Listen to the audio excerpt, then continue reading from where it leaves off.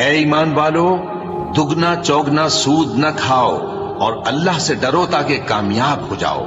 اور دوزخ کی آگ سے بچو جو کافروں کے لیے تیار کی گئی ہے، اور اللہ اور اس کے رسول کی اطاعت کرو تاکہ تم پر رحمت کی جائے، اور اپنے پروردگار کی بخشش اور اس بہشت کی طرف لپکو جس کا عرض آسمان اور زمین کے برابر ہے، اور جو پرہیزگاروں کے لیے تیار کی گئی ہے،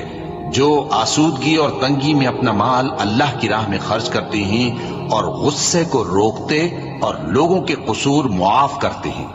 اور اللہ نیکوکاروں کو دوست رکھتا ہے۔ اور وہ کہ جب کوئی کھلا گناہ یا اپنے حق میں کوئی اور برائی کر بیٹھتے ہیں تو اللہ کو یاد کرتے اور اپنے گناہوں کی بخشش مانگتے ہیں،